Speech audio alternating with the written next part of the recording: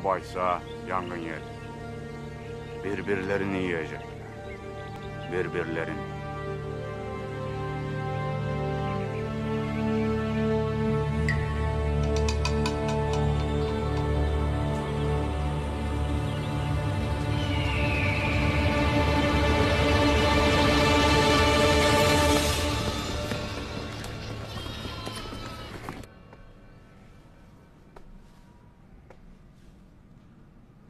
Selçuklu askerlerini öldüren de Ertokuş'u kaçıran da Ertuğrul değildi.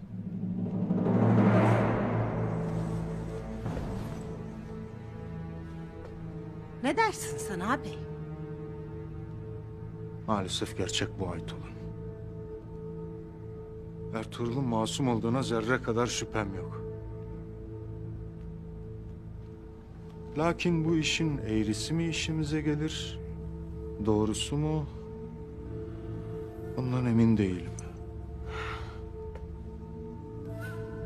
Ertuğrul meselesi ne şekilde hallolur bilmem. Lakin Gündoğdu ve Goncagül evlenmeli. O vakit Gündoğdu her dem senin yanında olur. Yeter ki Hayme bu evliliğe izin versin. Netice her ne olursa olsun Kayı'yı ele geçirmemiz lazım. Onun için de önce Gündoğdu'nun, sonra Hayme Hatun'un kalbini kazanmalıyım.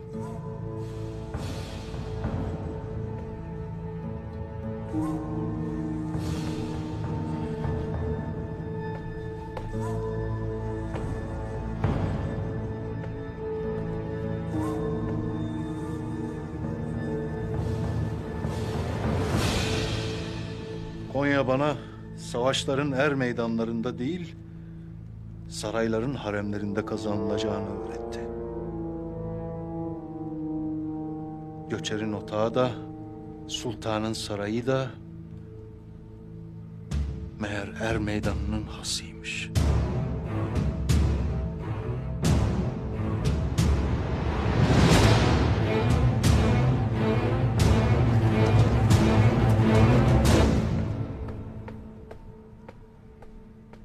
Öylesin de senden kurtulalım diye her gece dua ederim abla, bilir misin? İkimiz de içimizdeki günah tohumlarını babamızdan almışız Gökçe. Hırsı, kibri, kini, bitmek tükenmek bilmeyen nefreti.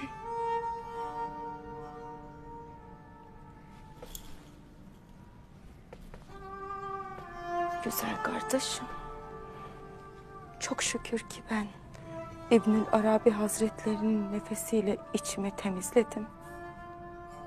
Ben artık günahlarımın bedelini öderim Gökçe. Sana gelince kardeşim, ne yapmaktasın bilmiyorum sanma. Evlenip huzurlu bir yuvan olsun değildir niyetin.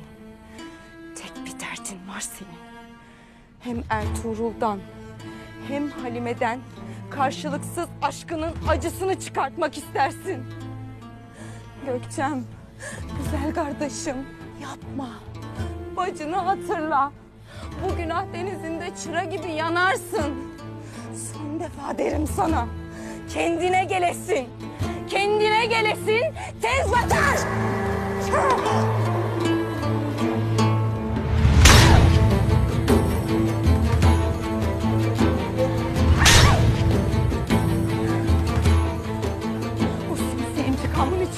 Tuğtekin'in aşkını harcayacak kadar kirlenmiş kalbin. Süleyman Şah'ı öldürmek isteyen babam kadar gaddardır için. Bu attığım her tokat belki hatırlatır sana kim olduğunu, kim olmadığını, asla kim olamayacağını. Bu otan nimetlerinle büyüdüğünü hatırlarsın belki. Şükretmen gerektiğini,